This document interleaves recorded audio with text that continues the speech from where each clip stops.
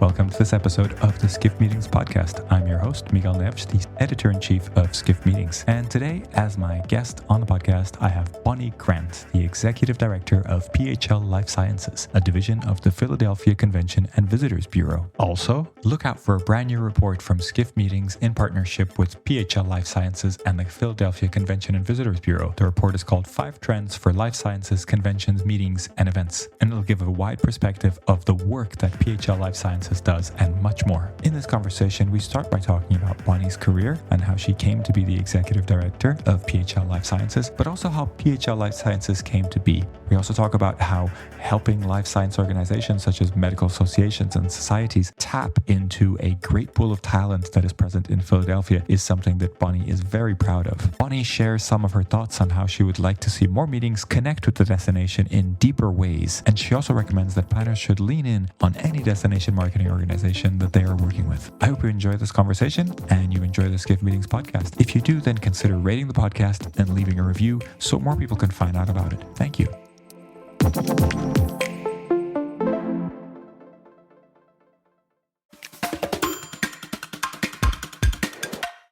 Hello, everybody. Welcome to this episode of the Skiff Meetings podcast. My name is Miguel Neves, the editor-in-chief of Skiff Meetings, and I am delighted to have Bonnie Grant, the executive director of PHL Life Sciences, with us today. Thank you for joining us, Bonnie. You're welcome. Thank you for having me. Bonnie, would love to kind of understand your journey in the industry. You've been you're the executive director of PHL Life Sciences. You've been in the industry, you've been involved for a while. I can see that from your resume. But would you tell us a little bit about your history, how you got involved? And I'd like to start with, I do this with all our guests, by when you first realized that there was a meetings industry. Like, when did you first realize that events and business events in particular were a thing? Well, I have a history in higher education where I started my professional career as a public relations professional. I helped recruit, students to college, and I helped position for a number of educational institutions, helped position their economic impact with the city and their role in the community. And, with a journalism degree, a master's degree in journalism, I wrote for a lot of those publications.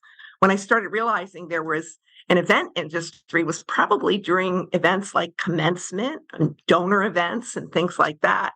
So I progressed from there, and I went to work under 2 mayors for the city of Philadelphia. And that office was called the Office of the City Representative. And they were responsible for special events, festivals, parades, you name it. And I was brought on as a deputy under the Mayor Rendell administration, and then stayed on under Mayor Street's administration, where I was the city representative. So I was responsible for overseeing the operational events task force, and also connecting with other hospitality organizations in the city, hospitality and tourism, to make sure that the calendars coincided, and to see what was speaking to our citizens, our visitors, and, general constituents. And of course, everyone had questions all the time, and there were multifaceted operations behind the scenes to pull off these big events, the mega events, I'll call them, something like our 10-day 4th of July celebration or holiday festival over the winter holidays. And that's how I got into this. One day when I was planning for our Super Bowl parade, which Philadelphia has a base of very passionate sports fans, and we were in the playoffs, and you have to plan for a parade like that. So we planned the parade. I met a lot of people at the Philadelphia Eagles, and we did not win the Super Bowl. But I ended up going to work for the Philadelphia Eagles for a couple of years, involved in their community initiatives, events around Eagles tackling breast cancer, the Philadelphia Eagles Youth Partnership, game day events, and things like that. And then I had a couple gigs in between, but I ended up at the Philadelphia Convention and Visitors Bureau for a very specific business development division. and that is PHL Life Sciences. So the Philadelphia Convention and Visitors Bureau certainly markets to all associations and meeting organizers to have them choose Philadelphia as a destination for their meeting. We compete fiercely with other cities for that. But my area was life sciences, and it was just kind of birthing at that point. I've been here now for 16 years, and the life sciences industry in Philadelphia was very, very strong, and we were assessing that 40 some percent of the meetings that come to Philadelphia were related to life sciences, to medical, nursing, healthcare, bio. And that's how I started in that. So my job was to market the city as a life sciences meetings destination. And again, we competed with other cities and still compete with other cities to get that very, very coveted business. So that's my journey. Yeah. And there you have it. Thank you for taking us through that. Now, you've covered a number of different areas there, so happy to pick some of those things out. But one sort of fun question that I ask a lot of our guests is, how do you tell friends and family who are not in the industry? How do you explain them what you do? And I have to do that a lot because I do that with medical professionals who might be in the OR most of the time, or they're in a lab curing cancer. But what we do is we sell Philadelphia. We sell Philadelphia as the destination for a large or small meeting or convention. And because we get those delegates, attendees, and exhibitors here, it populates our city and it feeds the economy by having the spend in our restaurants, in our, retail, in anything you can imagine. Those people are here, spending money, and there is a calculated spend to each visitor. And really, it generates a tremendous economic impact. And what that does is it keeps our people employed. That is a great reason for doing what you do. So let's jump into PHL Life Sciences. I'm familiar with plenty of destinations that segment their destination marketing approach, right? So they have different segments, different things to do. But you've created almost a whole structure here. Like, this is a big investment in life sciences. Tell us a little bit about how this came to be. Well, you're right. That destination marketing organizations have specific areas of focus. Sports being a very popular one. Everyone, every destination seems to have some kind of a sports authority to attract big sporting events. We have the life sciences, and we also have sports, and we also have a diversity division to enact meetings of diversity, or meetings that have issues of diversity or want to be taught about diversity. So life sciences, we realized all the assets that we have in Philadelphia and how we could position Philadelphia to the advantage. And we are a city of history in Philadelphia, but we're also a city of medical history. And we realize we have many medical firsts. We have the first hospital, the first children's hospital, the first medical school, the first College of Pharmacy and Science, the first medical association, and that list goes on. So we thought this is a very educational address as a destination. And a lot of these venues here are themed after those historical milestones. But we love to say we are still making history with our 7 medical schools, our research institutions, our research therapies and development. That is happening in Philadelphia. Not so long ago, in 2018, I believe, we were kind of nicknamed Silicon Valley for the progress in gene and cell therapy. So we have a lot of innovators here, and that makes for a great pool of talent. And when a convention comes here, they can not only draw on the talent from the universities and the medical schools, the specialties, the disciplines that they are discussing at their meetings, but they can draw from a deep pool of that talent for exhibitors and students and fellows. They can come to the exhibit floor and see what's happening here and really create partnerships and long-term business opportunities.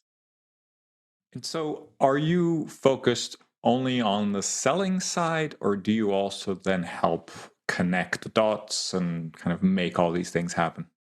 The selling side is we do have a sales team. They're divided up into territories wherever associations are located. As you can imagine, many associations are located in our country's capital in Washington, D.C., but we have associations headquartered on the West Coast, in the Southeast, in the Southwest, in the North. And I work with those sales team members to help mine the associations that are out there, the opportunities that are out there, and try to meet with those customers to make them aware. The larger meetings are planned many years out. As you can imagine, they have to put a footprint hold on hotel rooms and the convention center space and meeting rooms. So we are booking well into the 2030s already, you know, and that's why that sales process is important. We want to make them aware that this division is here to help them however they can. And then when that convention is booked, it's usually 18 months to 2 years out that they'll start doing the site visits to make sure all the components are in place for their meeting that would be coming up, how they market the message to the attendee and to the exhibitor, how they want to spread the word, maybe for opportunities for example, a day pass for a student or, speaker opportunities, things like that. And we also have a great media team, marketing and communications team, and we're the fourth largest media market in the country. So we will, encourage them, whatever they're discussing at those meetings can be life-changing and they affect people on the ground. So we will help them navigate the media landscape for opportunities for, public relations, media placement, and that kind of thing. And those opportunities vary because you might have a convention that has a very large operation with press conferences scheduled every hour, or you might have, just a small booth with a couple of media representatives. But we will take whatever we have with the association and try to enhance that for them so that they have success and a very memorable meeting. Makes sense. So, in your experience in dealing with life sciences associations and people in that field, are there particularly areas that are sort of different when you deal with them? And I'm thinking you'll probably have very professional associations that have very, professional executive directors and people that know everything, but also you might have some associations that are just, practitioners and life science people that need kind of a different kind of help. What is it that makes life sciences unique in how you deal with them? Well, there's a couple things. With some of the larger associations and even smaller associations, you're right. There are meeting professionals affiliated with that association. Their job is to put on meetings, and they might have anything from a board meeting to an advisors meeting to a product launch meeting to a general membership meeting, and that's their job. And medical meetings especially have some compliance issues and guidance that they have to follow. So we try to make sure that our staff and our hotel partners are conversant in that. We want to make sure that they're articulate in the issues. So we, about 10 years or a little over 10 years ago, we became the founding sponsor of Meeting Professional International's healthcare certificate meeting compliance program. So that is an actual certificate that they earn by learning all the terms, all the challenges. For example, there may be food and beverage caps for medical professionals. There are reporting issues for doctors. There are destination issues that they may vary in price. So New York's going to be a very different price than, say, San Antonio. And they're the kinds of things that we encourage our partners to learn about.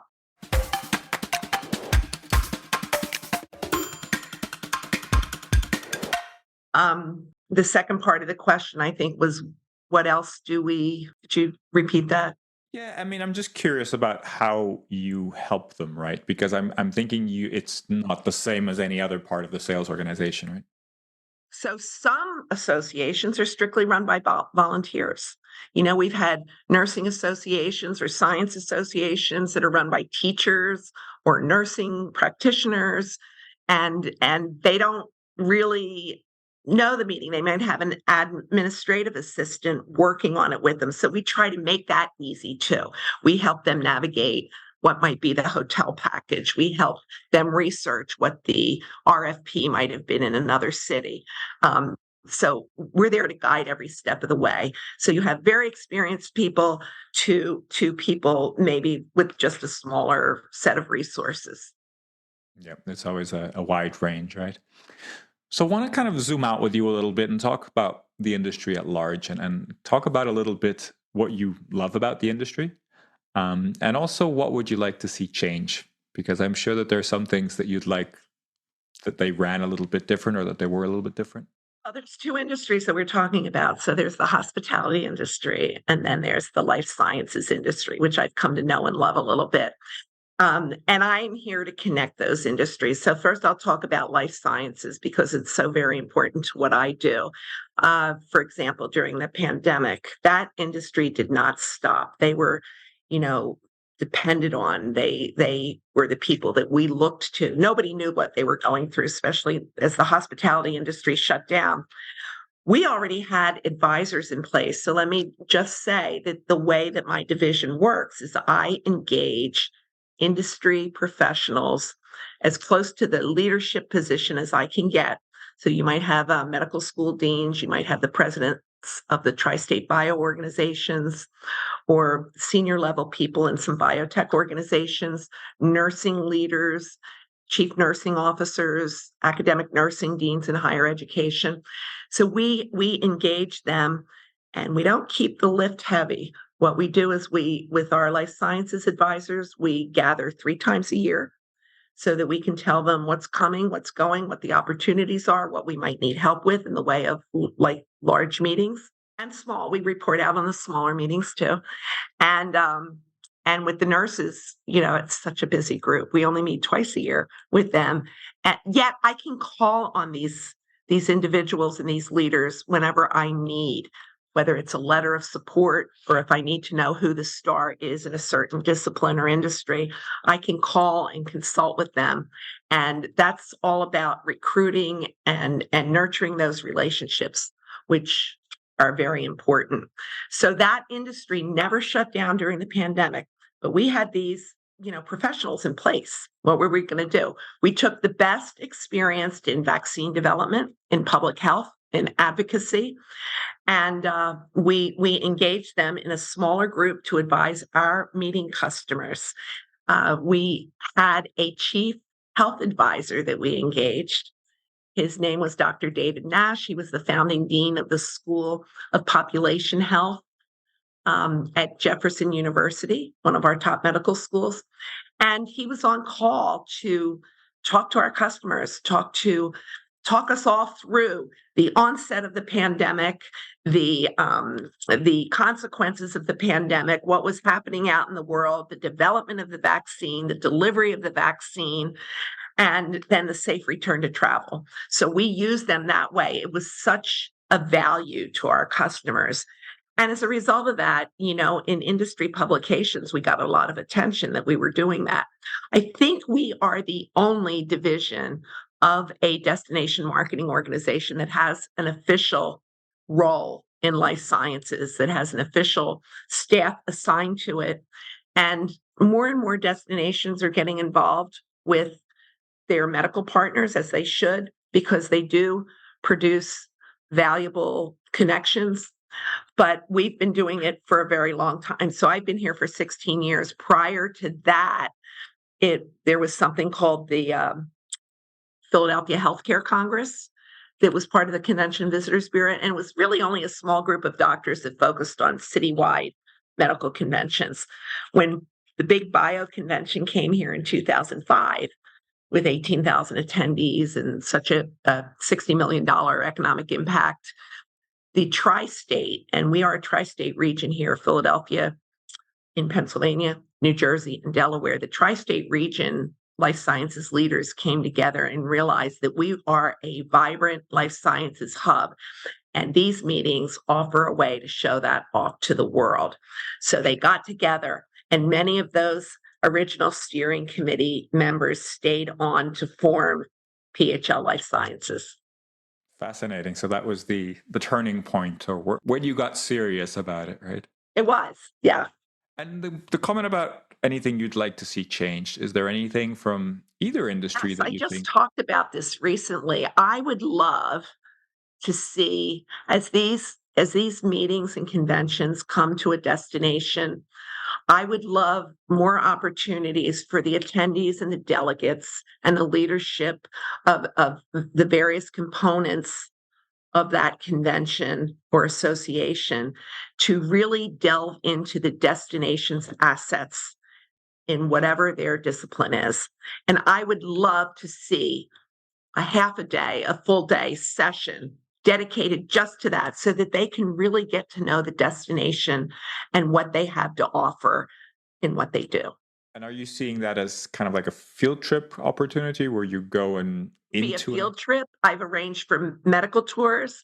We have the first surgical amphitheater here, which is fascinating to see, with the natural light, the dome, and the history behind it, and how women would come into that surgical amphitheater and be heckled out by male physicians who thought that the women's place was in the home.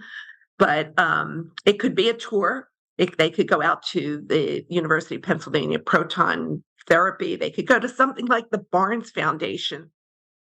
The Barnes Foundation is an amazing collection of medical art, and not medical art, I'm sorry, amazing collection of art, post Impressionism, Impressionism, and modern art that was collected by Dr. Albert Barnes, who was a Philadelphia guy, grew up in a poor neighborhood, went to Central High School, one of our magnet public schools, and this is in the late 1800s, and graduated by the age of 21 from Penn Medical School. And at the turn of the century, I believe it was around 1904, he and a German chemist developed a drug called Argerol that went into the eyes of every newborn baby to prevent venereal disease. And that's how he, earned his money, his fortune. But he was friends in high school with a painter known as William Glackens, who was an Impressionist painter. And he gave William Glackens the first $20,000 to go over to Europe and buy the first round of collection of art. And he bought it back. And then Dr. Barnes became very involved in it himself. He collected the art, he hung it here, and he also had his drug manufacturing facilities here. And he would teach his staff, his employees about art. And that collection started to become known, around the world.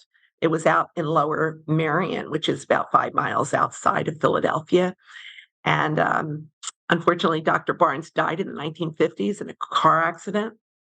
I'm telling this story to illustrate that it's a beautiful medical story behind the art. They moved the museum and hung it exactly how he had it presented out in Lower Merion, and now it's a major museum on our parkway. They do classes, they have special event venues, so a lot more people are able to experience that collection, and it rivals the Louvre as far as impressionism art. Wow, what a story. Yeah, it's a great story. But, so we offer all these things like the Franklin Institute Science Museum, the Mutter Museum, which is a museum of medical oddities. There are also special event venues that can really enhance, and in conjunction with event at a meeting or a convention. Yeah. So looking to the future, I mean, you've mentioned a few things that you'd like to see change. So I think that's quite interesting. Kind of following on from that, how do you see events, conferences, meetings, that kind of thing changing? And I'm putting a date here of 2030 as sort of an end date. So 6 years time. Do you see them changing? And in what way do you see them changing? It's all playing out right now. Certainly the pandemic taught us about virtual meetings. So some doctors learned that, they don't have to be out of the office as long if they have that virtual component. A lot of technology, a lot of apps that are out there. But I don't see face-to-face meetings going away. I don't. There are opportunities to network, to travel, to experience cities, and to experience your colleagues in person. So even by 2030, um, hopefully there will be a very streamlined process for RFPs and getting a destination selected. And I do see by 2030 that Philadelphia will be on the map as one of the premier medical meeting destinations for attendees, delegates, exhibitors, and certainly leadership and associations. Okay, so that would be the goal for PHL Life Sciences?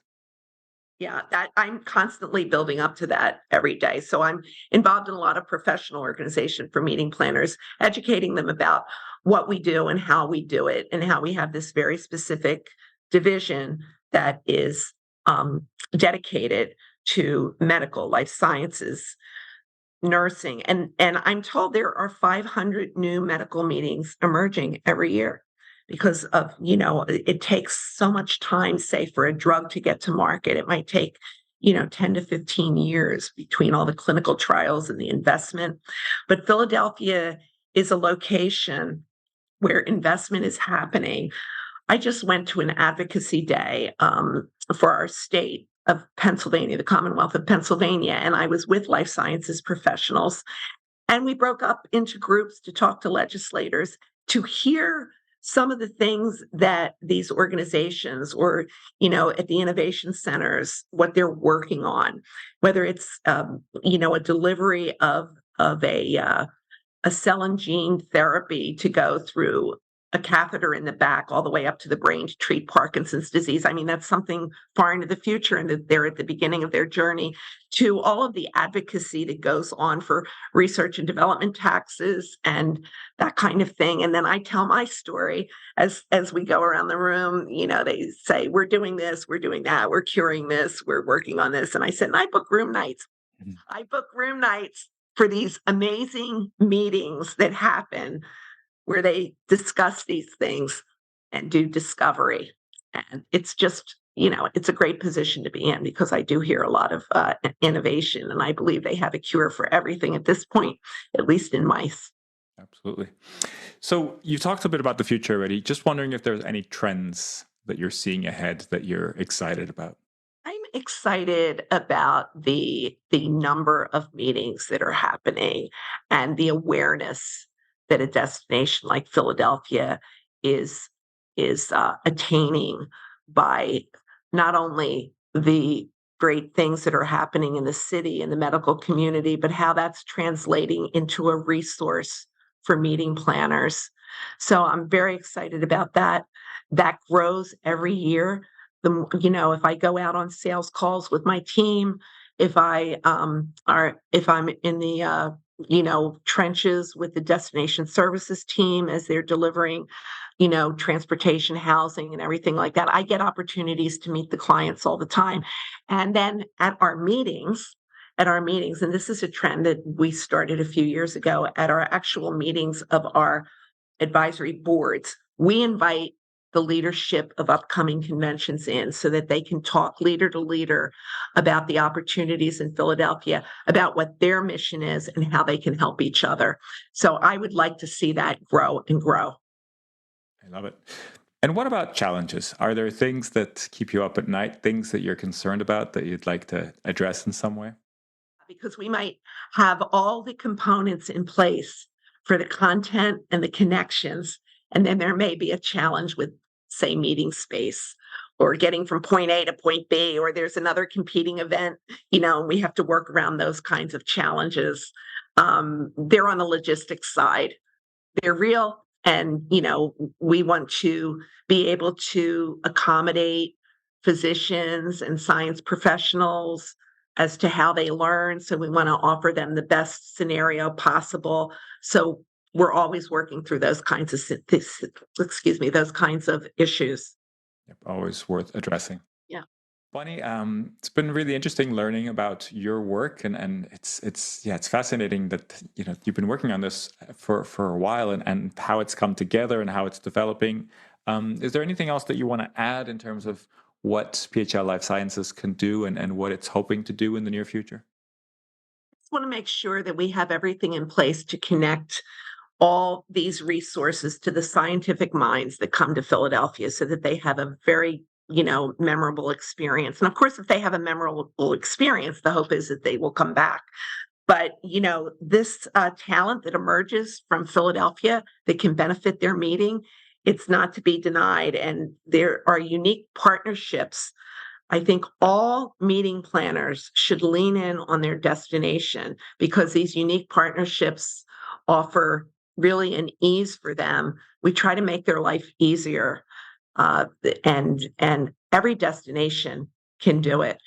Our services are free of charge. We are here to help the economy. We are here to, create and maintain jobs in hospitality. And this is what I tell my potential advisory board members because there are so many meetings and innovation in that area of life science related meetings. It creates more meetings, it creates more opportunities for hospitality employment. They love it. They love promoting their destination. They love showing off their destination, and they usually help us in any way they can. Love it. That's a perfect place to end. Bonnie, thank you so much for your time. It's been a pleasure chatting to you and learning about your role. Thank you, Miguel. And I'm really looking forward to the report.